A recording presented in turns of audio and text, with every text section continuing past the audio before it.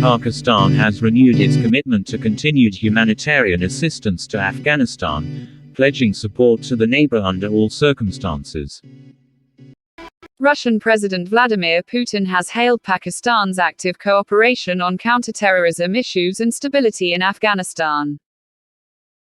Iranian government official makes country's first public comments on vicious Salman Rushdie attack.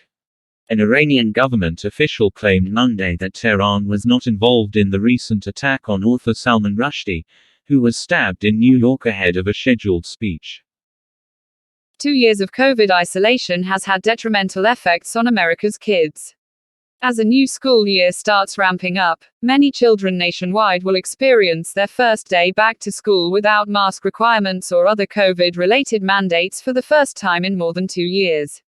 At the start of the new school year in 2021, around 75% of U.S. schools required masking for students or teachers, according to the National Center for Education Statistics.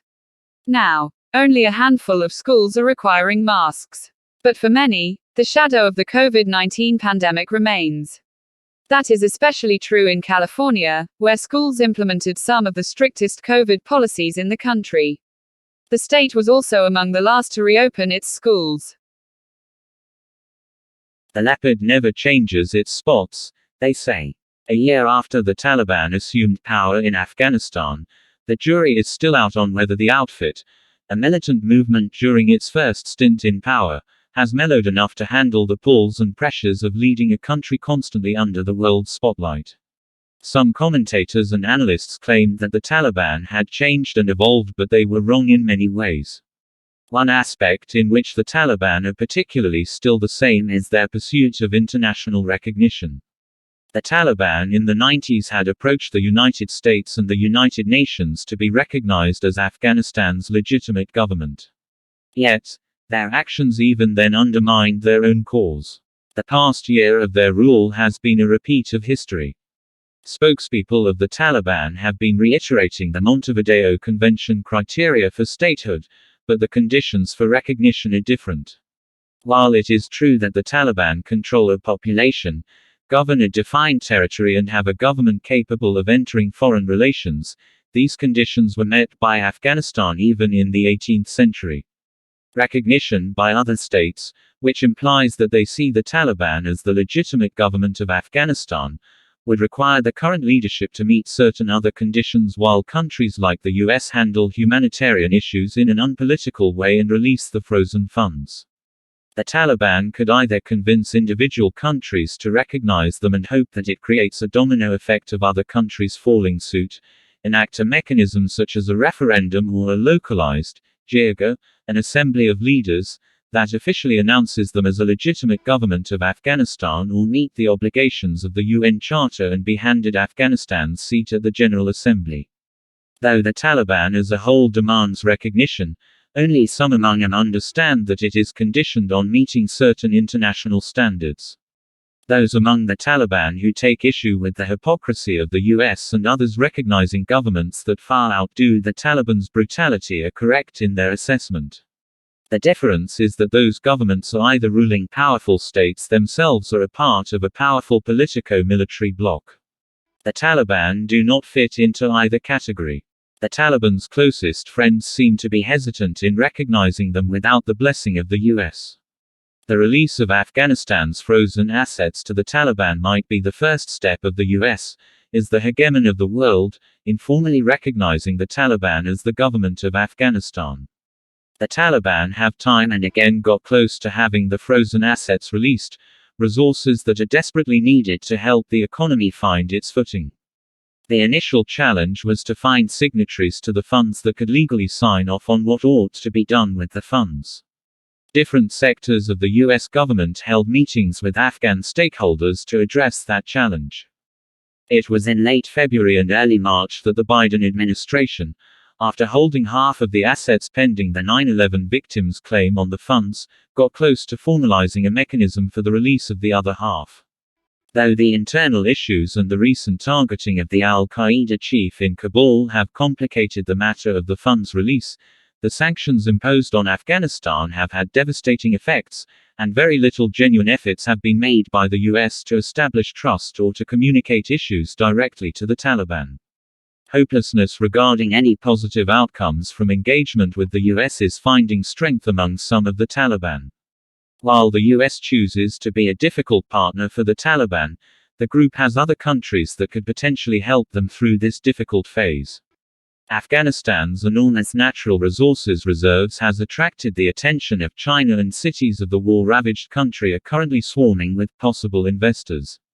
The Taliban would have to be mindful of possible resource deals, since the country still operates in a legal vacuum and agreements struck without local laws and regulations will only be exploitative. Other partners that have been helpful in providing platforms to the Taliban to engage with the global community have been Qatar and Turkey.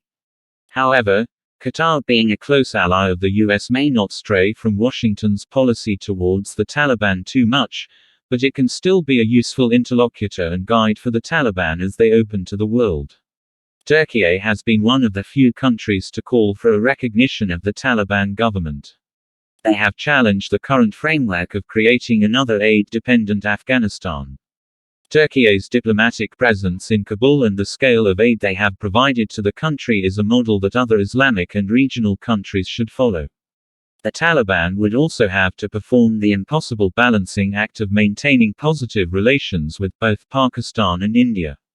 Balance will be key. The necessity of engagement has to be recognized by the Taliban and the international community for it to produce results. The US has no alternative to the Taliban to counter international terrorist groups operating within Afghanistan, nor can they hope to replace the Taliban in any cost-effective way. The Taliban would have to realize that the failure to meet the demands by the US would eventually make them pariahs.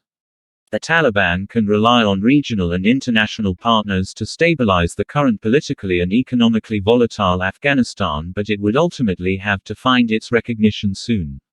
The Taliban and the international community would have to adjust their expectations and not expect too much too quickly from the engagements. Establishing trust is necessary, and providing feedback on more micro goals agreed upon would be the first steps toward a possible recognition of the Taliban. At the core of it all, the Taliban have to acknowledge that external recognition is linked with internal legitimacy. The more they lose the Afghan population's approval, the further they will be from recognition abroad. The war in Ukraine and the fast-changing global political space means the window for the Taliban and Afghanistan to stay relevant or important is fast closing.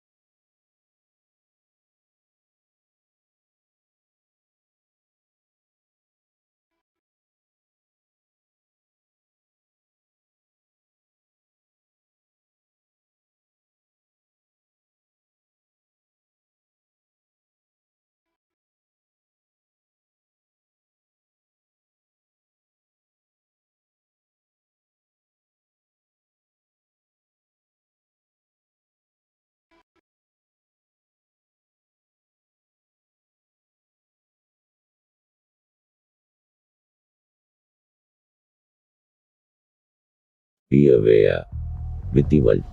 APN Broadcast Service.